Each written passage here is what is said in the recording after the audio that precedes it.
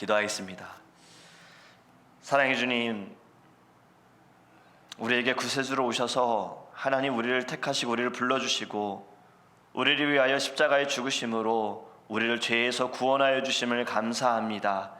하나님, 저희들 이 땅에 살아가면서도 참 많은 일을 경험합니다. 하나님, 그 모든 것들이 간증이 될 수 있도록 주님 우리의 믿음을 붙들어 주시고 날마다 우리에게 주시는 은혜를 잊어버리지 않게 하여 주시옵소서. 주님의 그 놀라우신 손길과 주님의 함께 하심을 통하여서 지금까지 우리가 살아온 것도 주의 은혜이고 앞으로도 살아갈 모든 순간들도 주님의 은혜임을 믿습니다. 하나님, 우리의 마음과 정성을 다하여 주님 앞에 나아가게 하여 주시고 간절함으로 주님 앞에 기도할 때 주님의 뜻이 이루어지게 하여 주시옵소서. 우리의 생각보다 주님의 뜻이 더 크시며 우리의 능력보다 주님이 행하시는 일들이 더 큰 줄 믿습니다. 이 아침에 말씀을 들을 때 하나님, 우리의 연약한 믿음이 강하고 담대하여서 날마다 예수의 이름으로 승리할 수 있는 거룩한 삶을 살 수 있도록 주님 함께하여 주시옵소서. 감사드리며 예수님의 이름으로 기도합니다. 아멘. 오늘 우리에게 하나님의 말씀 함께 보겠습니다. 사무엘상 13장입니다. 사무엘상 13장 8절에서 12절입니다. 제가 주는 성경책인 구약성경 427페이지입니다. 사무엘상 13장 8절에서 12절, 구약성경 427페이지입니다. 우리 함께 읽도록 하겠습니다. 사울은 사무엘이 정한 기한대로 이레 동안을 기다렸으나 사무엘이 길갈로 오지 아니하매 백성이 사울에게서 흩어지는지라. 사울이 이르되 번제와 화목제물을 이리로 가져오라 하여 번제를 드렸더니 번제 드리기를 마치자 사무엘이 온지라. 사울이 나가 맞으며 문안하매 사무엘이 이르되 왕이 행하신 것이 무엇이냐 하니 사울이 이르되 백성은 내게서 흩어지고 당신은 정한 날 안에 오지 아니하고 블레셋 사람은 믹마스에 모였음을 내가 보았으므로 이에 내가 이르기를 블레셋 사람들이 나를 치러 길갈로 내려오겠거늘 내가 여호와께 은혜를 간구하지 못하였다 하고 부득이하여 번제를 드렸나이다 하니라. 아멘. 네, 오늘 말씀을 보며 사무엘상 13장의 1절부터 보면요, 이제 사울이 왕이 되었습니다. 40세의 왕이 되었어요. 그리고 왕이 된 지 2년이 되었을 때 3,000명을 택해서 2,000명은 자기와 함께하게 하고 1,000명은 아들 요나단과 함께 있게 합니다. 그런데 이 요나단이 1,000명의 군사들과 함께 게바에 있는 블레셋 사람의 수비대를 공격하는 사건이 생깁니다. 수비대의 숫자가 어느 정도인지는 정확히 알 수는 없지만요, 많은 숫자는 아니었을 거예요. 그런데 이 일로 인하여 블레셋이 화가 나서 이스라엘과 전쟁을 치르기 위해 군인들을 모집하고 이제 이스라엘로 내려오는 상황이 돼버렸어요. 블레셋 군인들의 숫자를 보니까요, 병거가 3만 명, 마병이 6,000명, 백성은 해변의 모래와 같이 많다라고 성경은 말씀하고 있습니다. 지금 이스라엘의 군인들은 3,000명밖에 안 돼요. 이 숫자로 비교하면 굉장히 적은 숫자예요. 이 일로 인하여서 이스라엘 백성들은요, 두려움에 빠져서 동굴로 숨거나 바위 틈에 숨거나 웅덩이에 숨거나 아니면 요단강 건너편으로 도망을 갑니다. 사울은 이제 싸움을 하기 위해서 어떻게든 이 3,000명이 모였으니까 싸움을 하기 위해서 그는 하나님께 먼저 은혜를 구하기 위해 번제를 드리려고 기다리고 있었어요. 그런데 번제를 집례해야 할 사무엘이 오지 않는 것입니다. 8절 말씀을 보면 정한 기한대로 이레 동안을 기다렸으나, 지금 사무엘이 오겠다고 한 날이 한 일주일 7일 정도 된 것 같은데 오지 않았다는 거죠. 일주일을 기다렸는데 오지 않으니 모아놓은 백성들이 이제 흩어지기 시작한 겁니다. 다 돌아가기 시작한 거예요. 안 그래도 지금 블레셋보다 적은 숫자인데 사무엘이 지체해서 오지 않으니 백성들이 돌아가게 되는 이 순간, 사무엘의 마음이 어떠했을까? 만약에 여러분들이 지금 이러한 순간, 이러한 상황에 사울이라면 여러분들은 어떤 마음이 드셨겠습니까? 저는 제가 만약에 이 당시에 사울의 마음이 저였다면 저도 역시 조급했을 것 같아요. 그리고 그 조급함이 사무엘을 원망했을 것 같아요. 우리도 주를 위해서 사역하고 봉사하다 보면 되게 이런 경우들을 만납니다. 내가 어떻게 섬겼고 내가 어떻게 준비했는데 나를 도와줄 사람이, 나와 함께해야 할 사람이 왜 안 도와주지? 왜 안 나타나지? 왜 이 자리에 없지? 왜 안 보이지? 라는 생각이 들면서 원망스러울 때가 있어요. 내가 철저하게 준비를 했는데 왜 저 사람이 나를 그렇게 도와주지 않아서 일을 자꾸 뭔가 분위기를 망치지? 이러한 생각이 들 수도 있어요. 사울은 또 불안했어요. 모아놓은 사람들, 블레셋보다도 적은 숫자지만 모아놓았는데 흩어진다고 하니까 불안한 거예요. 여러분, 지금의 상황을 보면요, 전쟁을 하러 가기 위해 사람을 모았고 하나님께 예배하기 위해 기다렸다, 여기까지는 참 좋았는데 사무엘이 오지 않고 예배하지 못하고 사람들이 흩어지니 사울은 점점 불안해지기 시작한 거예요. 여러분, 사울의 불안함이 어디에서 온 겁니까? 하나님을 의지하지 않고 사람을 의지한 것에서 그의 불안함이 온 겁니다. 이 숫자로 어떻게든 자기가 이길 수 있다는 마음이 있었기 때문에 그는 모여있는 사람들을 의지했던 것이지요. 흩어지니 불안한 거지요.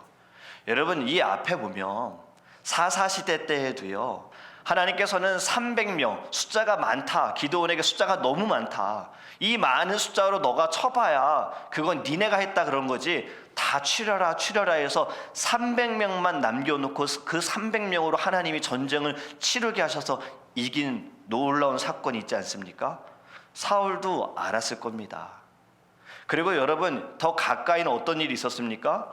하나님께서 미스바에 모여있는 이스라엘 백성들을 보호하시기 위해 우레를 치셔서 쳐들어오는 블레셋 군사들을 흩트려 놓으시고 그 전에 빼앗겼던 땅들을 다 다시 되찾게 하셨다는 놀라운 역사를 행하셨잖아요. 지금 이 모든 상황들을 사울이 다 알고 있었어요. 하나님이 하신다면 어떠한 방법이 분명히 있을 것이다라는 믿음이 있었으면 불안해하지 말았어야 돼요. 사람이 없어도, 사람이 다 이렇게 지금 모아놓았지만 떠나갈지라도 하나님이 손을 쓰시면 불가능한 것이 가능케 되어지는 놀라운 순간들을 생각하며 믿음을 가지고 끝까지 기다려야 됐었습니다. 그런데 사람들이 흩어지니 불안해서 사울이 무엇을 합니까? 자신이 직접 예배를 집례합니다.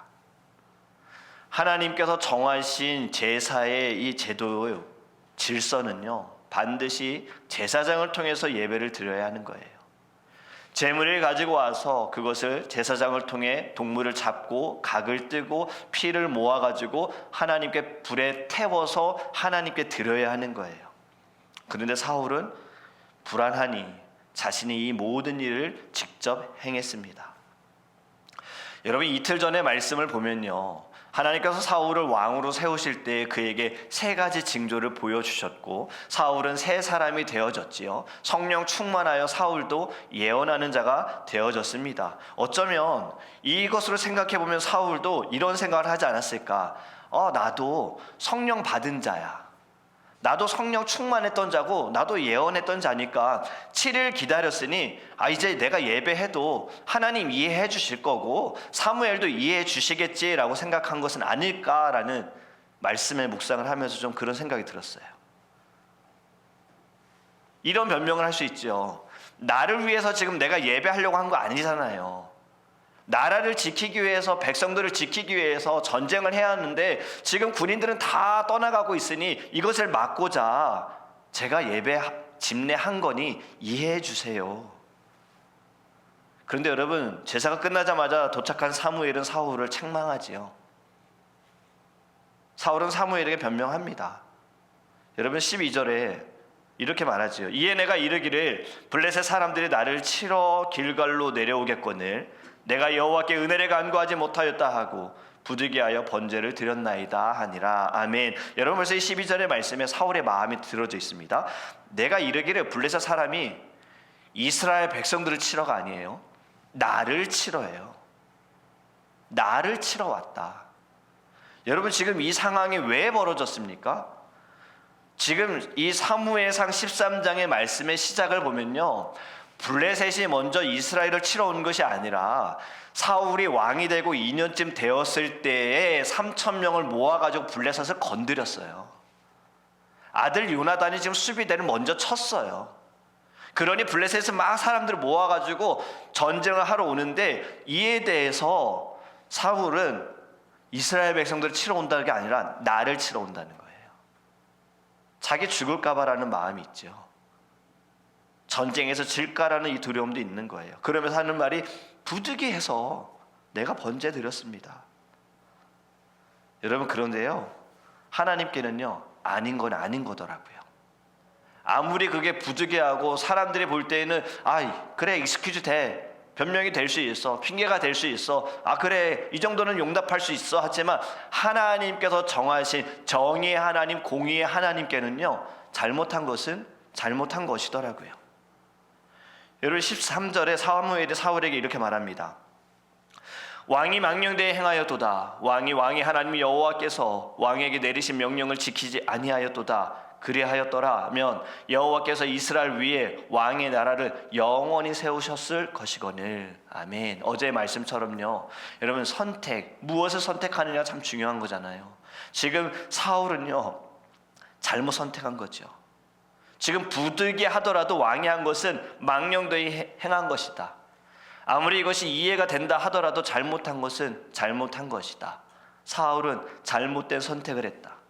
하나님을 선택한 것이 아니라 사람을 선택했다.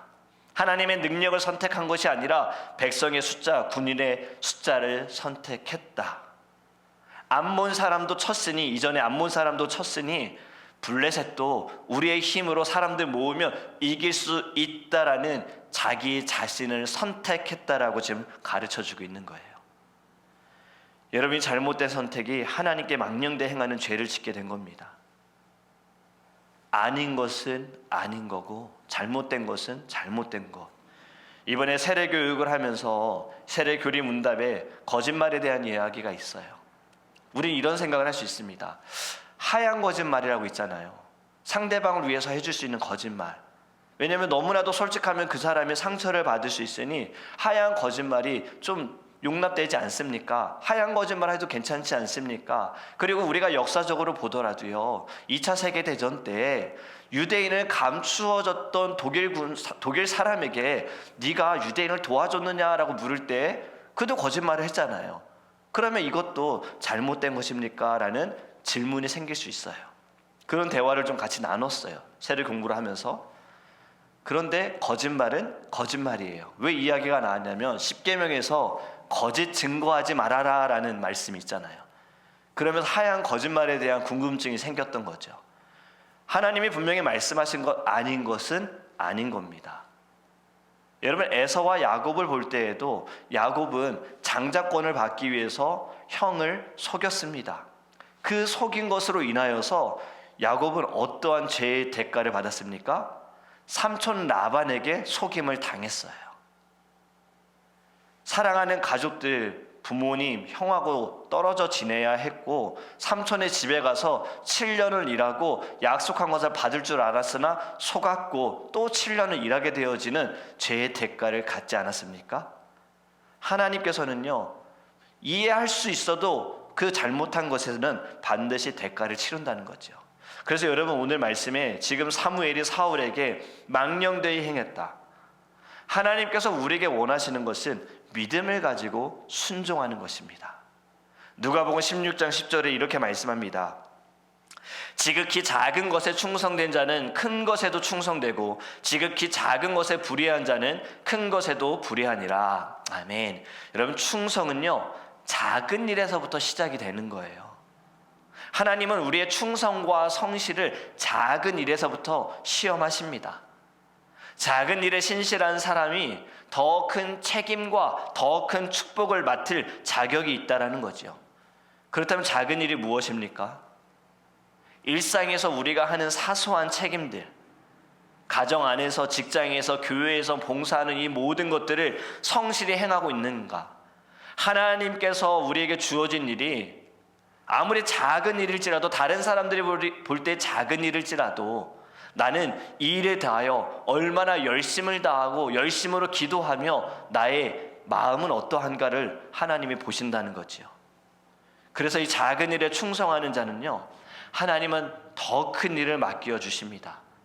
그것이 마태복음 25장의 달란트 비유에서 주인은 적은 일에 충성한 종에게 더 많은 것을 주심으로 주인의 기쁨에 동참하게 하셨어요. 이것이 우리에게 주시는 교훈이 무엇입니까? 우리에게 맡겨진 사명이 어떠할지라도 충성을 다하여 이 사명을 감당할 때 하나님께서는 우리에게 놀라운 축복도 주시고 하나님의 기쁨에 우리를 참여하게 하여 주신다라는 거예요. 여러분, 사람들은 큰 성취나 보여지는 성공을 중요하게 생각하지만요, 하나님께서는 우리가 맡은 모든 일에 대한 그 마음가짐, 그 중심을 보고 계시는 겁니다. 그렇게 여러분, 작은 일에 충성하시기를 주님의 이름으로 축복합니다. 아무리 작은 일일지라도요, 누가 보지 않는다 하더라도요, 하나님께 하듯이 충성하여 하나님께 칭찬받는 저와 여러분이 되기를 주님의 이름으로 축복합니다. 오늘의 말씀 우리 함께 적용해 봤으면 좋겠습니다. 지금 왜 이러한 사태가 일어났습니까? 왜 블레셋이 이스라엘을 치려고 내려왔습니까? 지금 사울이 제일 먼저 지은 죄는 무엇이냐? 하나님께 묻지 않고 행했다라는 겁니다. 2년 동안 왕으로 이스라엘을 다스렸어요. 왜 2년 안에 어떠한 기록이 없었을까요? 다 좋았기 때문이에요. 특별한 사건이 없었던 거예요. 우리도 일기를 쓸 때 매일매일 반복되는 것을 쓸 때에는 별로 할 말이 없잖아요. 그런데 어떠한 사건이 내게 일어나고 어떤 좋은 일이 있을 때에는 꼭 일기장에 기록하잖아요. 성경도 없는 사건에 대해서는 그냥 우리가 알 필요가 없는 겁니다. 그런데 지금 2년쯤 되었을 때 하나님이 왜 이러한 일을 행하셨는가? 2년 동안은 정말 그냥 태평성대였어요. 편안하고 다 좋았는데 사울이 지금 전쟁을 치르는 이 일에 대해서 가장 중요한 것을 하지 않았어요. 하나님께 묻지 않았던 거죠. 하나님, 저 블레셋, 이방 나라, 우상을 섬기는 나라, 그리고 이스라엘에게 좀 위협을 줄 수 있는 저 나라, 하나님 어찌하는 것이 좋겠습니까? 주님 가르쳐 주세요. 주님 말씀해 주세요. 말씀하신 대로 행하겠나이다. 이러한 이야기가 없어요. 그냥 자기가 사람들 모아가지고 전쟁을 치르러 갔다. 그리고 또 이러한 질문을 우리 스스로에게 좀 해봤으면 좋겠습니다. 나의 계획이 아닌 하나님의 뜻을 구하고 있는가? 지금 이건 철저하게 사울의 계획이고 하나님의 뜻은 어디에도 없었습니다. 그리고 이 일로 인하여서 사울은 어떻게 되어집니까? 지금 이 한 사건으로 인하여서 사무엘이 하는 말이, 당신이 하나님만 믿고 하나님만 신뢰했다면 당신의 나라는 영원했을 텐데, 그 이야기는 당신은 왕으로서 계속해서 주를 섬기고 나라를 다스렸을 것인데 이 일로 인하여 당신은 이제 왕에서 물러나게 되어질 것이고 다른 이가 왕이 될 것이다 라고 이야기하는 거예요. 언제나 그렇듯이 사울은 사무엘의 지적을 받을 때 물론 하나님께서 사무엘을 통해서 말씀하시는 것이지만 단 한 번도 사울은 바로 인정하지는 않았습니다. 죄를 깨닫는 그 순간에 인정하지 않았습니다. 사울은 늘 변명이 있었어요. 늘 핑계가 있었어요. 이것 때문에 이랬던 거예요. 저것 때문에 저랬던 거예요 라는 고백이 있었어요. 우리 자신에게 한번 적용해 봤으면 좋겠습니다. 우리가 성경을 보고 말씀을 들을 때 하나님께서는 순간순간 우리의 죄를 깨닫게 하시고요, 좀 내가 기억하지 못했던 죄까지도 생각나게 하시는 경우들이 있고요, 내가 감추고 싶은 나의 부끄러움도 하나님은 드러내게 하실 때가 있어요. 우리는 그때 이 죄를 내가 인정하고 하나님께 회개하는가, 아니면 사울처럼 이랬으니까 어쩔 수 없었던 거잖아요 라고 변명하고 있는 것 아닌가, 우리 한번 우리의 삶에, 우리의 마음에 적용해 보기 원하고요. 마지막으로는요, 작은 일에도 우리는 충성을 다하는가, 아니면 부득이하다는 이유로 하나님의 말씀에 불순종하고 있는가. 여러분, 지금 이 질문들에 대한 답을 생각하면서 오늘 우리 하나님께, 주님께 기도하기를 원합니다. 말씀을 맺습니다. 여러분, 사울은요, 왕이 되는 과정에서 큰 어려움은 없었습니다. 물론 어려움이 있었다고 한다면 사울이 왕이 되는 것을 좋아하지 않는 불량배와 같은 자가 있었고, 또는 암몬 사람들이 쳐들어오는 어려움이 있었는데, 이 어려움도요, 하나님께서 암몬 사람을 치면서 백성들이 사울을 왕으로 인정하면서 완전히 해결되어졌어요. 그리고 그 평안의 인연을 사는 동안 사울은 하나님을 잊어버렸어요. 하나님의 은혜를 잊어버렸어요. 하나님이 왜 자신을 왕으로 세운 것도 잊어버렸어요. 하나님의 능력도 잊어버렸어요. 그렇기 때문에 하지 말아야 할 행동을 저지른 거예요. 2년 동안 하나님이 말씀하신 것을 잘 지켰을 것인데 조급하고 불안한 상황을 만나게 되어지니 하나님의 말씀도 잊어버리고 하나님 어떠한 일을 행하셨는지도 잊어버리면서 그는 잘못된 선택을 했습니다. 오늘의 말씀을 통해 여러분, 우리는요, 바른 선택을 하기를 간절히 원합니다. 이 아침에 기도할 때에도요, 우리 하나님의 뜻을 먼저 물었으면 좋겠습니다.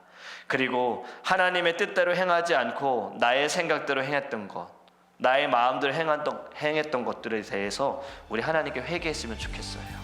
주님, 저희도 내 생각대로 되어지고 좀 평안해질 때에는 간절함이 사라집니다.